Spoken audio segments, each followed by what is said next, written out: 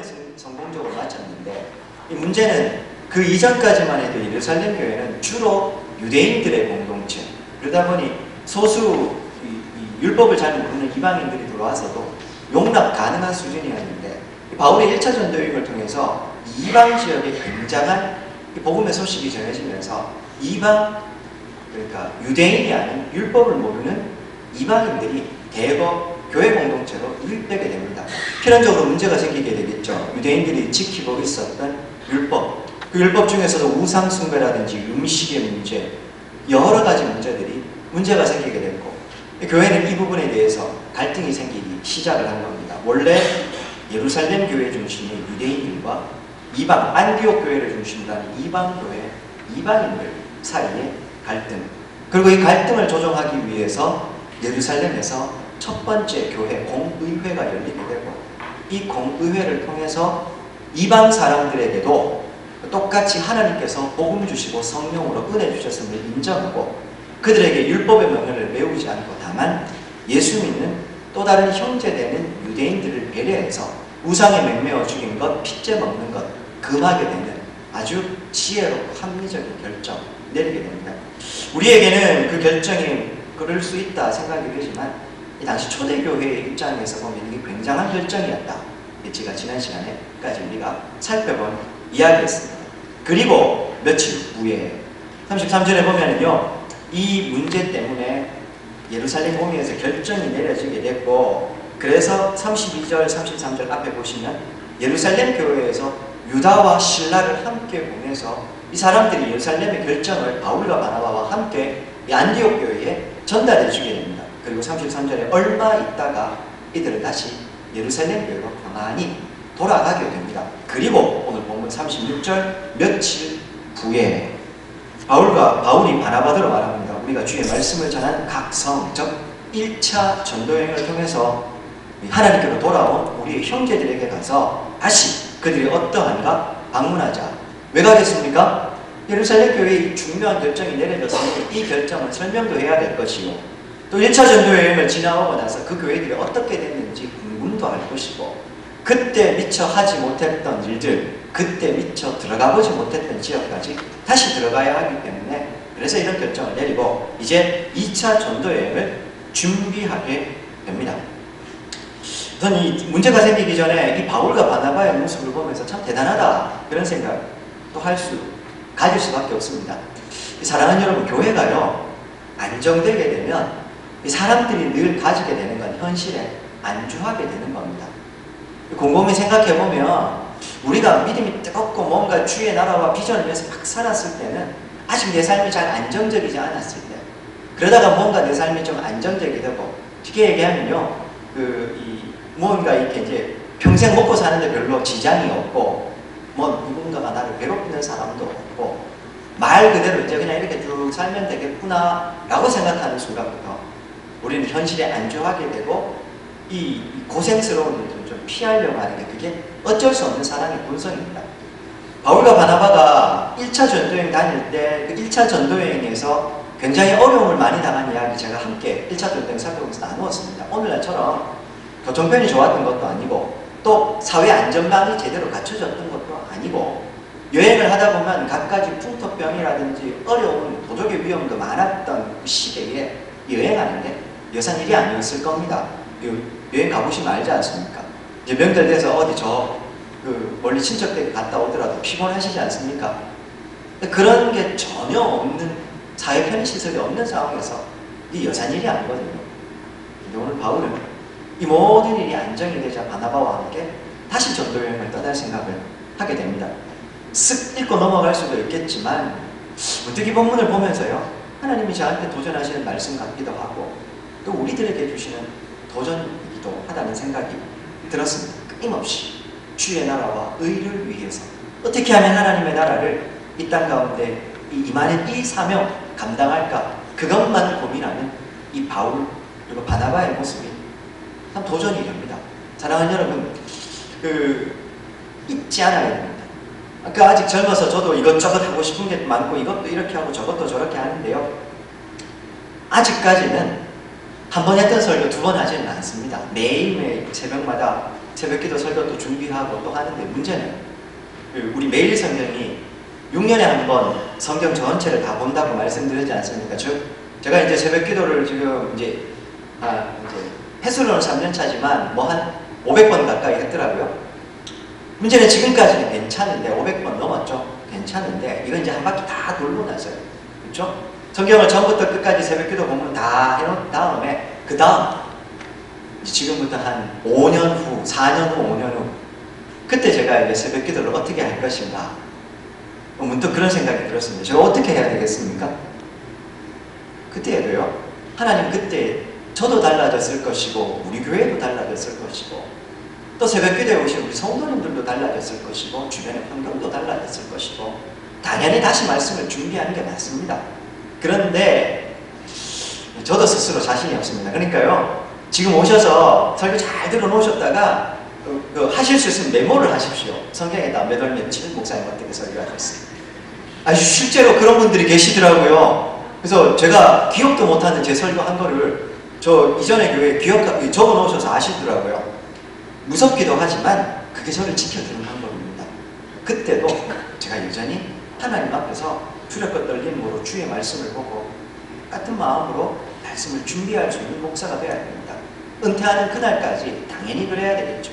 마찬가지입니다. 사랑하는 성도님들, 하나님이 우리를 부르셨다면 내가 이제 직분 은퇴했다고 해서 나이가 많이 들었다고 해서 그래서 은퇴하는 게 아니고요. 우리 주님 앞에서는 그날이 우리가 은퇴하는 날입니다. 그 전까지 성도의 삶에 은퇴는 없습니다. 하나님께서 우리에게 주신 사명도 마찬가지입니다. 죽는 순간까지 사명 감당하는 것이 그것이 성도가 살아야 될 삶의 의무죠. 그런 의미에서요. 저도 그렇고 우리 성도님들도 그렇고 정말 하나님 부르시는 그때까지 이 땅에서 우리에게 주신 이 사명 아름답게 감당하는 그래서 마치 여호수아 갈렙처럼요. 영원한 청년, 영원한 젊은이로 주님 앞에 서시는 우리 모든 성도님 되시길 주의 이름 축원드립니다. 아멘 하신 분들에게 하나님께서 10년 젊어지면 갑자기 그냥 부흥이 될 거죠. 그랬으면 좋겠습니다.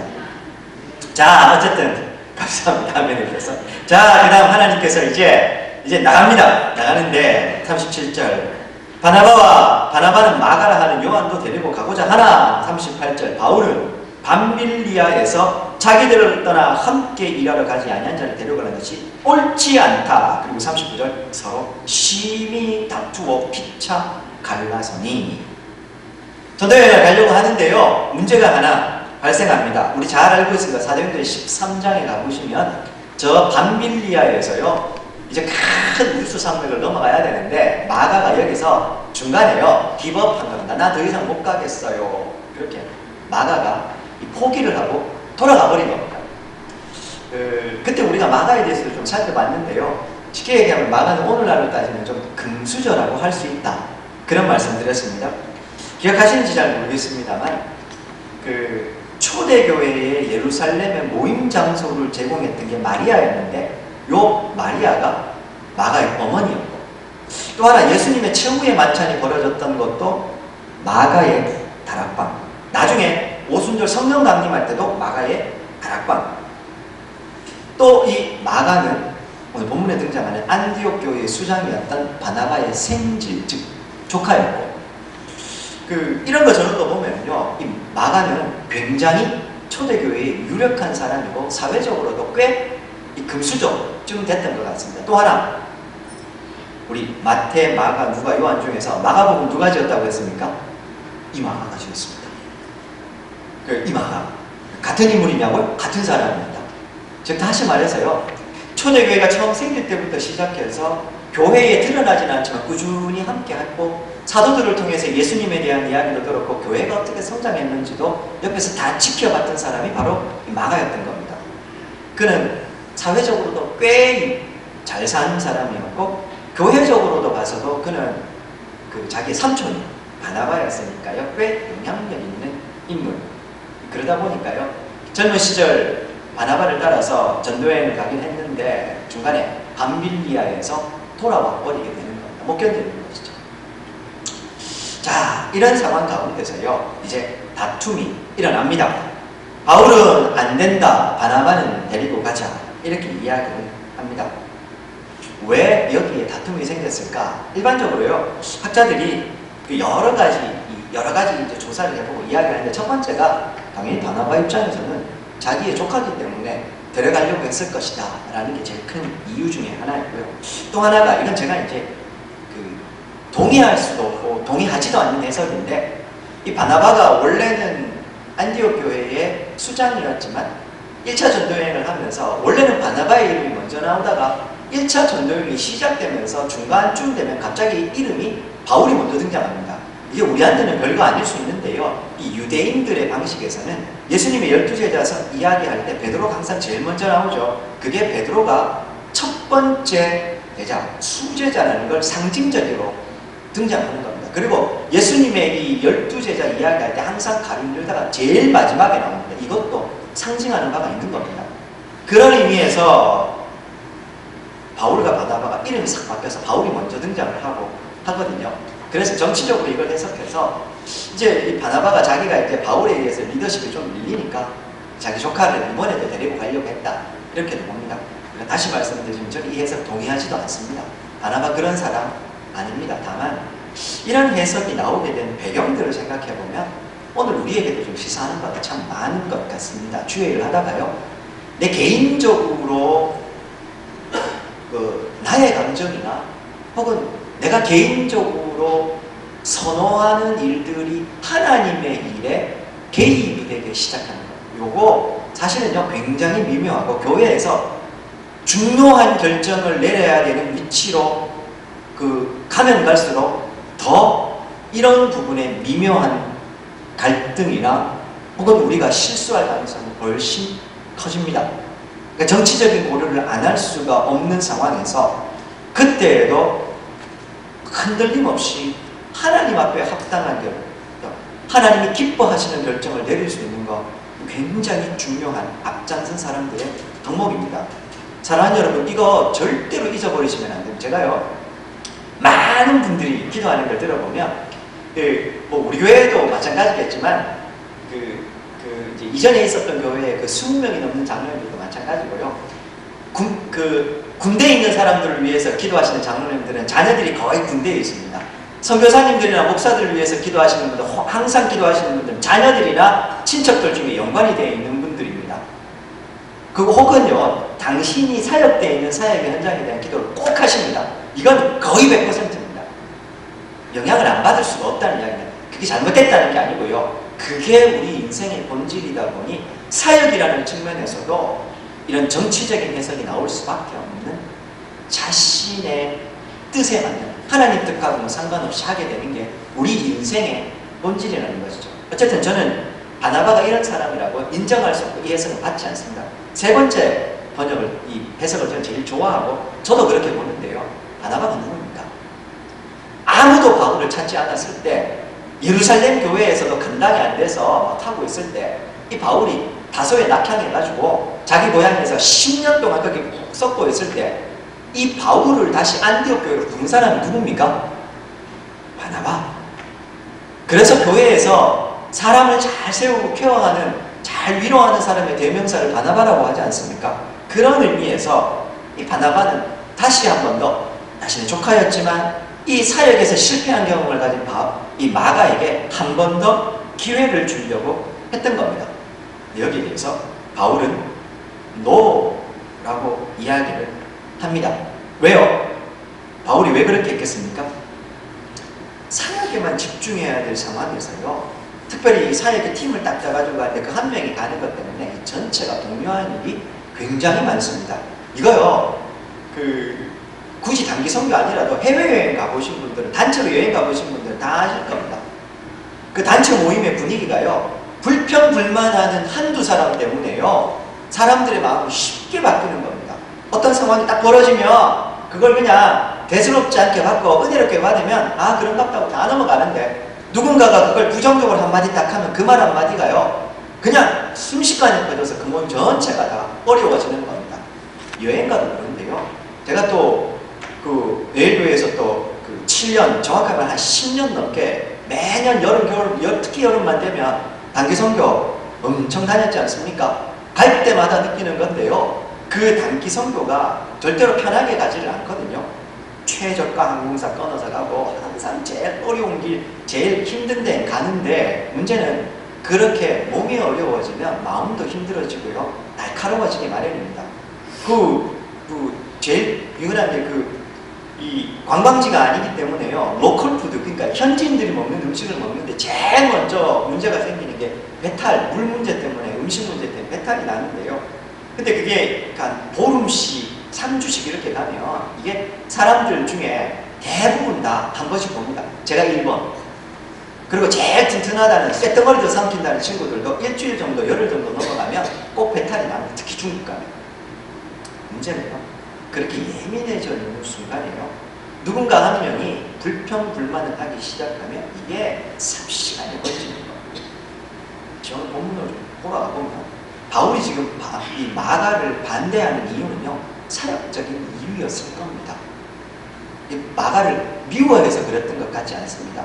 바울의 성정 이전까지 혹은 이후까지 바울이 사역에 임하는 자세를 보면요, 이 바울은 오직 사역에 모든 것을 집중하기 때문에 다른 건 다 희생하고 다 끊어버리는 사람. 그런 의미에 보면 이 마가가 다시 갔다가 중간에 다역하면서 막 힘들다 어렵다 그러면 사역 전체에 미칠 영향을 생각했던 것 같고, 그래서 바울은 노라고 하고 있는 겁니다. 문제는 이것 때문에 바울과 바나바가 심히 다투었다. 그냥 다툰 게 아니고요, 심히 다투었다고 이야기합니다. 그리고요, 선교팀이 2개가 졸지됩니다. 바나바는 그 다음에 보시면요, 마가를 억지로 싸우고 나서 마가 자신의 마가를 데리고 구브로로 갑니다. 원래 1차 전도여행을 구브로를 통해서 넘어갔지 않습니까? 그 길로 가버립니다.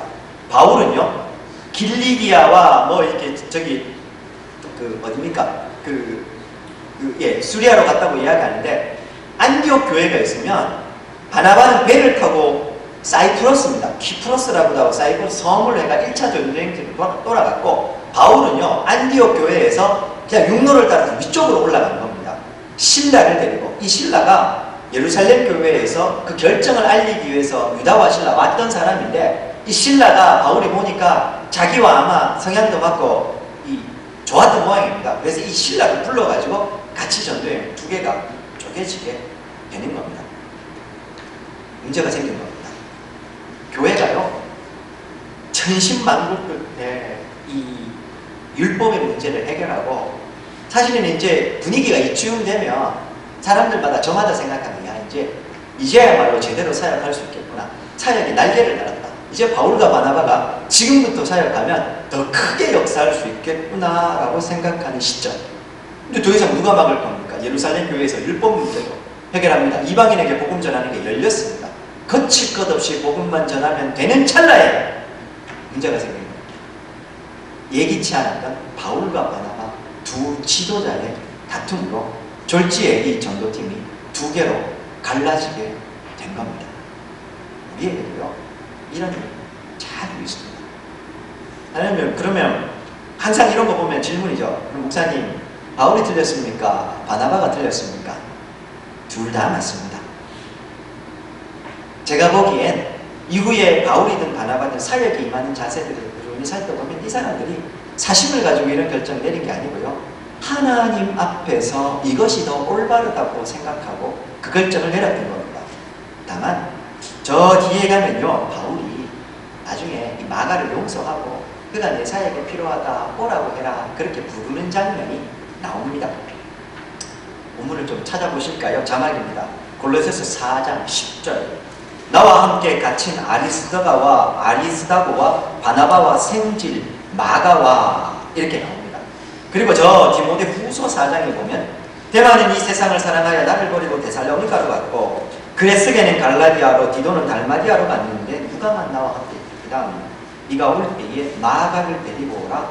그가 나의 일에 유익하리라. 빌레몬서 24절에서도요, 그리스도 예수 안에서 나와 갇힌 자 된 에바브로와 또한 나의 동역자 마가, 아리스다고, 데마, 누가가 무난하다, 이렇게 바울이 이야기를 합니다. 즉, 지금은 비록 바울이 그를 내치고 있지만 후에 그를 용서하고 받아줍니다. 즉, 바울은요, 자신 개인적인 감정으로 한 게 아니라 사역에 대해서 이걸 이렇게 한 겁니다. 그러니까 결과적으로 바울이 이렇게 이 바나바를 다시 용서하고 받아들이는 걸 보면 바울이 아마 이때 좀 아직 젊은 바울이 혈기를 좀 부렸던 것 같습니다. 그러나 어찌됐건 이걸 혈기라고 말하기보다는요, 하나님 앞에서의 열심히 오히려 더 큰 사람 바울이었고, 그래서 이런 결정이 내려지는 겁니다. 그런 의미에서요, 바울이 잘못이다, 바나바가 잘못이다, 구분하는 것 자체가 바보 같은 이야기입니다. 오히려 우리가 이런 이야기를 통해서 봐야 될 건 이 다툼을 하나님께서 어떻게 사용하시는지 보라는 겁니다. 교회 안에서요, 내 마음 같은 사람이 있습니까? 없죠? 누가 물으십니까? 목사님도 부부싸움 하시냐고요? 제가 집에서요, 제가 혈기 부리는 거 저를 보시면 깜짝 놀라실 겁니다. 저도 혈기 부립니다. 이래봬도 한 성격 하는 사람이어서 저도 화낼 때도 있고 그렇습니다. 부부싸움 한단 말입니다. 하나님께서 평생 이 한 사람은 네가 평생 품고 살아라, 그렇게 얘기하는데요, 제 마음이 남자애 가서는 태평양 같은데 제 태평양 요만합니다. 이게 잘 안 됩니다. 한평생 이 한 사람만큼은 네가 사랑하고 섬기라고 하나님이 그렇게 붙여주신 사람도 온전히 사랑하는 게 힘듭니다. 그렇지 않습니까? 하물며 우리 교회 안에요, 차약하면서 우리들이 기질도 다르고 성격도 다르고 생각도 다른데 맞으면 그게 이상한 겁니다. 그렇지 않겠습니까? 당연히 다양한 의견이 존재하고 같은 일에 대해서 서로서로 이런 이야기 저런 이야기 나오기 마련입니다. 그런 의미에서요, 그건 틀린 게 아니고 다른 겁니다. 단, 저 사람이 자기가 혈기를 내고 있거나 개인의 욕심 때문에 하는 말이라면 아니라고 이야기를 해줘야 돼요. 그게 아니라 정말 하나님을 사랑하는 진실된 마음에서 하는 이야기만 나와 달라도요, 그건 다른 거니까 받아줘야 하는 겁니다. 당에 모이면요, 왜 어떤 결정을 하는데 시간이 오래 걸리는 줄 아십니까? 장로님들마다요, 저를 포함해서 6명이 생각이 다 다르고 의견이 다 다릅니다. 그걸 조율하는 과정이 오래 걸리는 겁니다. 근데 그게 나쁜 거냐? 아니요. 서로 다양한 의견들이 오가고요, 그러면서 미처 제가 생각하지 못했던 것, 미처 내가 보지 못했던 것 다시 한 번 더 생각하게 되고, 아, 이렇게도 생각할 수도 있고 이런 관점도 있구나, 이런 측면도 있겠구나, 서로 다양하게 생각을 하게 되는 겁니다. 저는요, 당회회의가 길어지면 옛날에는 제가 무슨 얘기를 했냐 하면, 교회에서는 회의 좋아하면 회의적인 사람이 된다고 제가 농담처럼 이렇게 얘기했는데요, 요즘은 좀 생각이 바뀌어서 당회에서 의견이 길어지면 길어질수록 좋겠다는 생각도 하게 됩니다. 왜냐하면 그만큼 다양한 성도들의 목소리를 우리가 다 반영하고 있다는 이 증거고, 그걸 통해서요, 여러 가지를 고려하면서 우리가 하나님의 뜻을 보다 선명하게 발견해 갈 수 있기 때문입니다. 다시 오늘 본문을 좀 돌아오면, 바나바와 이 바울과 바나바의 이 다툼은 그런 의미에서요, 하나님이 당신의 사역을 더 풍성하게 만들어 가시는 계기가 되는 겁니다. 그런 의미에서 교회 내에 다툼이 생기거나 하면 성경에서 이런 본문을 보시면 누가 잘했나? 바울이 잘했나? 바나바가 잘했나? 아니면 니는 틀렸고 나는 맞고, 저 사람은 틀렸고 저 사람은 맞고, 이렇게 결정하시면 안 되고요, 모두가 다 사심없이 하나님 앞에 진실된 마음으로 하는 이야기라면 다 풍성하게 저 사람이 하나님의 의견을, 하나님이 내가 비록 미처 못 본 것을 내게 말씀해 주시는구나 하고 마음을 여시고 귀를 열면 되는 겁니다. 그러면 교회가 더 풍성해지는 것입니다. 다시 본문으로 좀 돌아옵니다. 이것 때문에요, 앞에 말씀드린 대로 이제 바나바는 구브로로 가버립니다. 1차 전도여행이 원래 계획했던 대로 가버리죠. 그리고요, 바울은 수리아와 길리기아로 위쪽으로 가버립니다. 지도 좀 띄워주시겠습니까? 이게요, 이것 때문에 이 선교여행이, 바울의 선교여행이 굉장히 많은데, 이게 1차 전도여행의 지도입니다. 중간에 처음 시작점이 안디옥이고요, 중간에 섬이 하나 있죠. 저기가 구브로 섬입니다. 저기를 거쳐가지고 바울이 이렇게 해서 1차 전도여행을 해서 돌아왔거든요.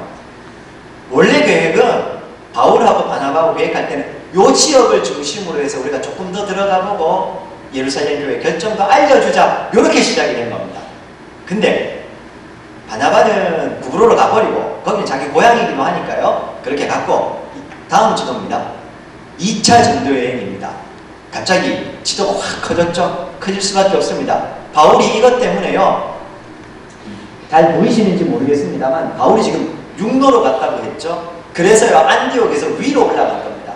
근데 바울은 아마 원래 생각하기는 2차 전도여행 이제 일정을 살펴보시면 위로 육로로 쭉 올라가고 싶었어요. 그런데 하나님이 막으십니다.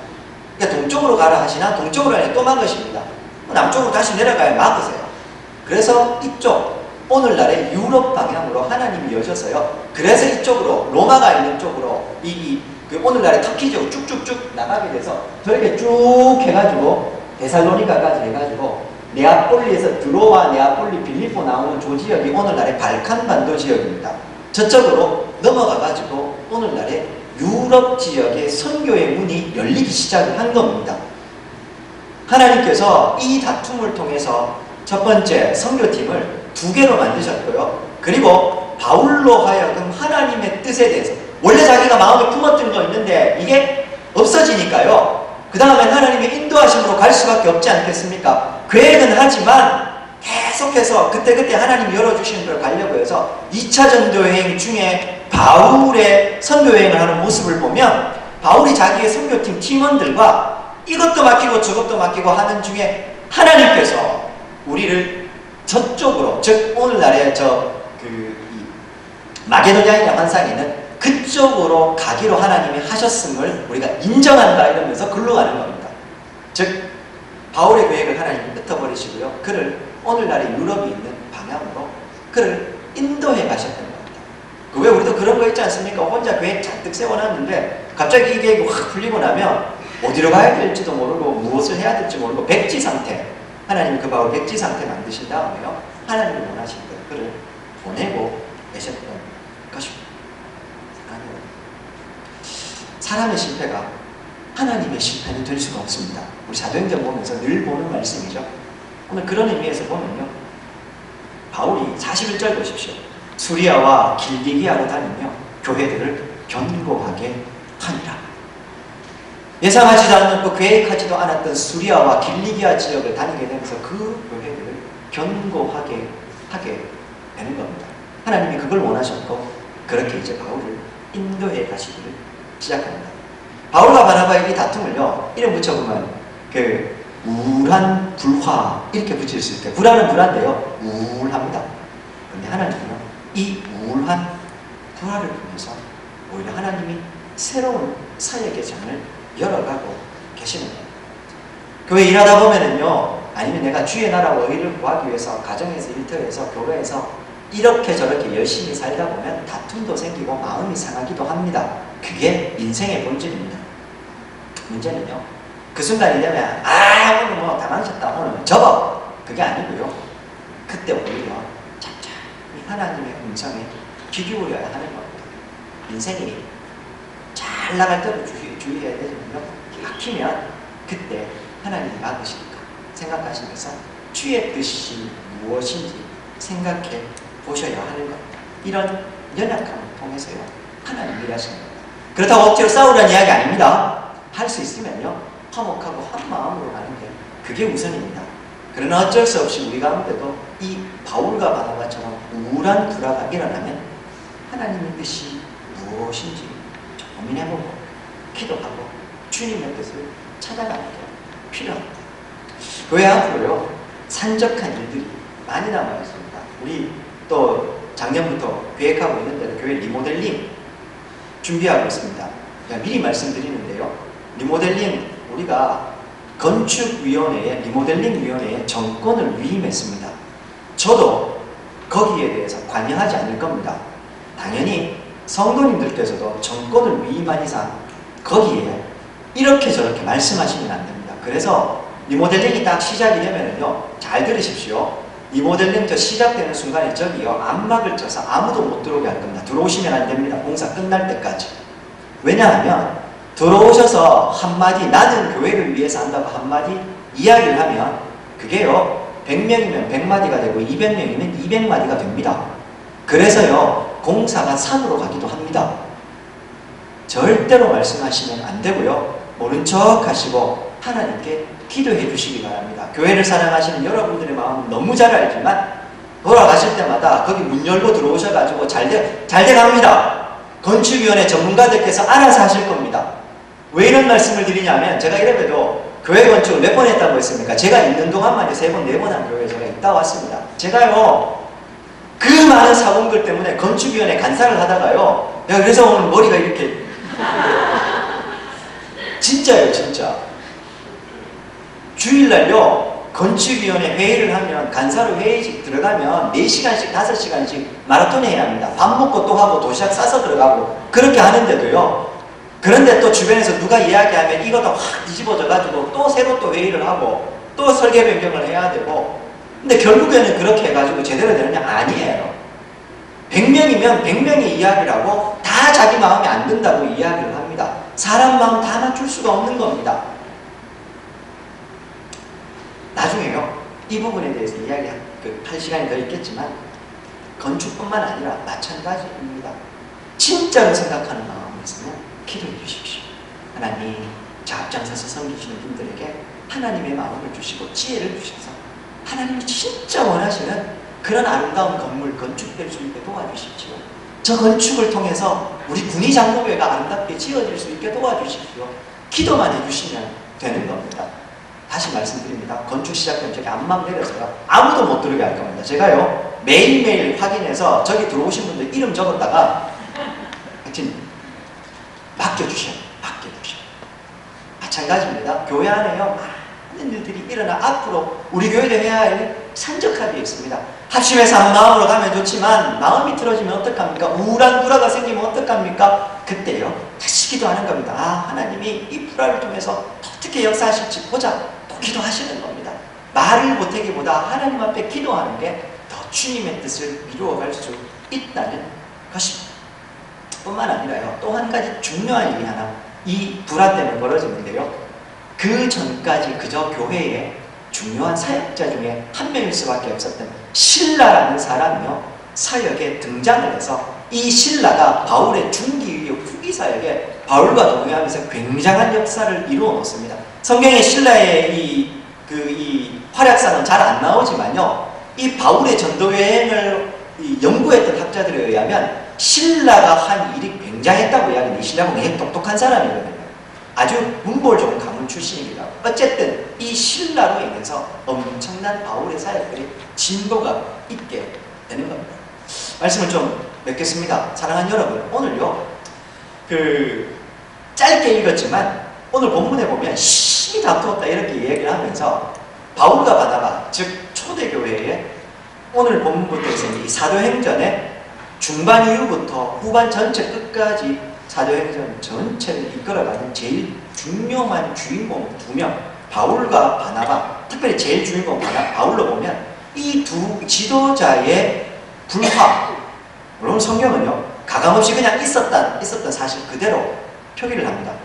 이 보통 실증주의 역사 관점이라고 해서 일어난 것 그대로 관찰하고 본 그대로 적는 이 역사 기술 방식이 이게 정착된 게 근대 이후라서 얼마 안 됐거든요. 무슨 말이냐면 예수님 이 사도행전이 적혀지던 시대의 역사는 사람들이요 자기 임의대로 적고 싶은 이야기만 적는 겁니다. 그러니 지도자들이 싸웠다, 뭐 예를 들면 똑같이 기록하면 실증주의로 적으면 이원성 목사는 키가 작고 머리카락이 없었고 뭐 이런 이야기를 적는데, 옛날 지도 방식으로 하면 이원성 목사는 키가 180이 넘었고 얼굴도 광채가 났고 좋은 이야기만, 웃지 마십시오. 그렇게 적을 수 있다고요. 우리나라 옛날 역사도 그랬고 우리나라 승정원 일기 같은 게 기네스 유네스코 등재되는 이유가요, 왕이 그걸 손을 못 대게 하고 있는 그대로 사실을 다 적게 돼 있었던 겁니다. 그래서 그게 귀중한 역사 자료였지 세계 역사에 그런 유래가 별로 없다고 합니다. 원래 다 그냥 다 이렇게 왜곡해서 적었는데, 무슨 말씀을 드리고 싶냐 하면 왜 성경이 이 지도자의 이 분열과 다툼, 그래서 이 사역품이 갈라진 이 이야기 은혜롭지 않잖아요. 그냥 그들이 기도하는 중에 하나님의 뜻을 깨달아서 서로 두 팀으로 나눠서 갔습니다. 이렇게 얘기해도 충분히 아는데 왜 적었을까요? 왜? 사랑하는 여러분, 다윗의 실수를 통해서도 하나님은 역사하십니다. 솔로몬이 바세바를 통해서 나죠. 아브라함의 실수를 통해서도 하나님이 역사하셨고 야곱의 실수를 통해서도 하나님이 역사하셨습니다. 실수가 있을 수 있습니다. 인생이니까요. 그걸 보면서 왜 저렇게 하셨을까? 저렇지 않으면 안 되는데 실수 안 하는 게 중요한 게 아니고 실수했을 때 누군가가 넘어졌을 때요, 넘어진 그 실수한 그를 통해서 하나님이 어떻게 역사하시는지 보라. 그게 오늘 성경이 우리에게 도전하고 싶었던 이야기가 아닐까, 그런 생각이 들었습니다. 하나님은 우리의 실수와 부족함을 통해서 역사하십니다. 내가 늘 말씀드리죠. 오병이어 기적 일어나면 생각해 보십시오. 사람이 없어도 하나님은 일을 하시지만요, 연약하고 부족한 인생, 다시는 하나님 보기에 턱없이 부족하지만 저도 마찬가지 아니겠습니까? 그 인생을 통해서 하나님은 역사하십니다. 그러니 주의 일을 하실 때요, 주님 앞에 부름받았을 때 나는 안 됩니다, 나는 못합니다, 겸손으로 하나님 앞에 이야기하는 건 좋지만 정말로 마음속 깊이 나는 못한다고 하시면 안 됩니다. 내 연약함과 부족함, 실수를 통해서 어떻게 하나님이 역사하실지를 기대하고 소망하는 우리 성도님의 삶이 되어야 돼요. 이 말씀을 왜 드리냐 하면요, 앞으로도 우리 교회에 많은 일들이 일어날 건데요, 누군가의 연약함을 보면 하실 게 아니고요, 그 연약함을 위해서 기도 한 번 해주시고요, 그리고 앞에 가서 격려해 주시고요. 왜요? 너의 그 부족함과 연약함을 통해서 하나님이 어떻게 일하실지 내가 믿고 기대하기 때문에 내가 너를 응원한다, 세워주는 게 필요한 겁니다. 앞장서서 섬기시는 분들요, 당연히 그렇게 해줘야 되죠. 왜 저렇게 할까가 아니고요, 하나님께서 일하실 걸 믿습니다. 인정해 주시고, 그리고 하나님의 일하시면 정말로 기대해 주시고, 교회는 마찬가지입니다. 가정도 마찬가지입니다. 어디에서나 마찬가지입니다. 그렇게 할 때요, 오늘 바울과 바나바를 통해서 놀랍게 하나님 2차 전도여행을 열어가셨던 것처럼 우리 교회 가운데도, 우리 성도님의 삶 가운데도 하나님의 놀라운 일하심으로 역사하실 것을 믿습니다. 그런 우리 성도님들, 이 한 주간도 이 하나님을 믿고 살아가신 성도님 되시기를 주의 이름으로 축원드립니다.